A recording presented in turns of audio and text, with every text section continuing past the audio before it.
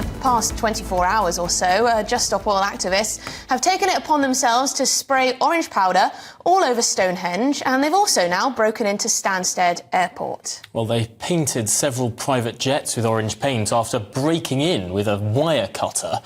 They claim Taylor Swift's jet landed just hours beforehand. Yes, the protest group have warned there could be more targets this summer. Now, both Rishi Sunak and Keir Starmer have criticised their actions on X, on social media. I think Rishi Sunak called them a disgrace and Keir Starmer called them pathetic. But let's debate now whether Just Stop Oil should be proscribed, forbidden. Let's join with the political commentator Benedict Spence, who thinks they should be, and the senior meteorologists at the British Weather Services, Jim Dale, who thinks they shouldn't. Excellent. Two sides. Absolutely. Benedict, let's start with you. Why should they be? I think this has long since crossed over the bounds from what people might consider legitimate protest.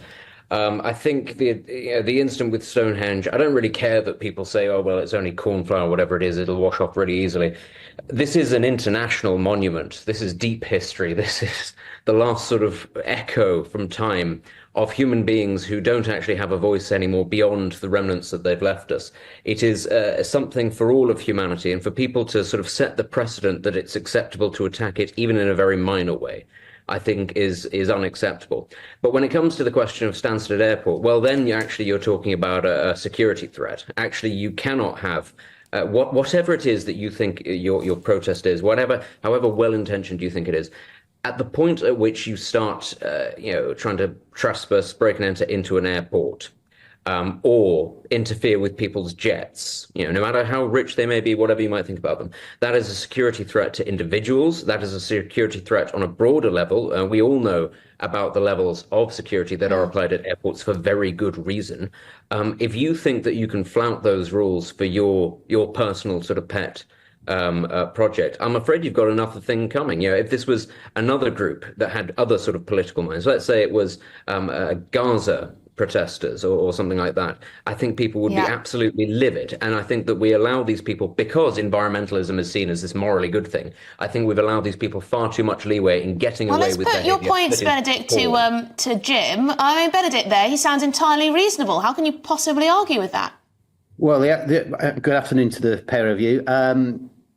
The actual question here is should we essentially ban JSO from existence? In other words, making them into terrorists. I think that's what the question is. They're not terrorists. If we go back 100 years or so and talk about the suffragettes, we've got a general election coming up very shortly in which millions upon millions of women are going to be voting. Jim, the suffragettes killed people. They set off bombs. They exploded. They tried to kill the Prime Minister. They killed citizens in this country. They were terrorists. Well, you could argue that, and Emily's sitting next to you with a vote coming up in a couple of weeks' time. Thanks to the suffragists, not the suffragettes. Let me speak. You've got him on his... The elephant in the room here, the big elephant in the room, is climate. That is what they're trying to bring to the attention of. Now, I don't condone the way that they're doing it. I think tactically they're all wrong. Jim, sorry, if you're comparing them to the suffragettes, do you think that it would be entirely reasonable, as the suffragettes did, to plant bombs in people's homes and transport networks, to blow things up, to kill people? Is that what you're justifying here? Yeah, stop coming up with your loaded comments, because there's just pathetic action. But you just justified that action. You know what the suffragettes' purpose was. Their tactics may and certainly were at times wrong, but nonetheless, they've got us to where we are today. We need to get to the same place as far as climate is concerned. If you keep your eyes down, wide shut, then you will not have seen what's going on around the world in terms of the heat and the floods that are going on. Okay, not in the UK too much, but everywhere else it's happening right in front of your eyes, and you are just ignoring that big elephant that sat behind you. And we're talking about powder paint. Okay, let's bring Benedict back in. I guess the argument is that it would be a bit extreme to ban them outright.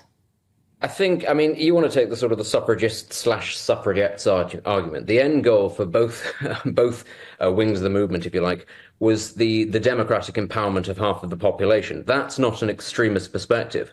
I think Just Stop Oil and Extinction Rebellion and all of these organizations, their attitude towards climate change is extremist. Their solutions to climate change are extremist. Everybody can have a position on the environment and recognize that there are several different routes that you can go down that do not involve, for instance, the sort of the sweeping decimation of energy policy, which is ultimately what they're asking for. And that will make people a lot poorer in the short term. It will increase poverty in the short to medium term. So actually, I don't think these are things. I don't think that these are things that can be compared. You Okay, can't a final word to Jim. You just wanted to come back on that. All of this, it'll make you poorer. I'll tell you what, it'll make us deader if we don't do anything about it. We've seen what's going on around the world. It's getting worse and worse and worse. These people who generally speaking on the right of politics, are just missing it completely, making their excuses up as the climate ramps and will continue to ramp. We can talk about powder paint till the cows come home, but the real extremes here are coming in the form of climate, and they're being missed for political reasons. Okay, well, thank you very much indeed, Jim Dale and Benedict Spence. Good stuff.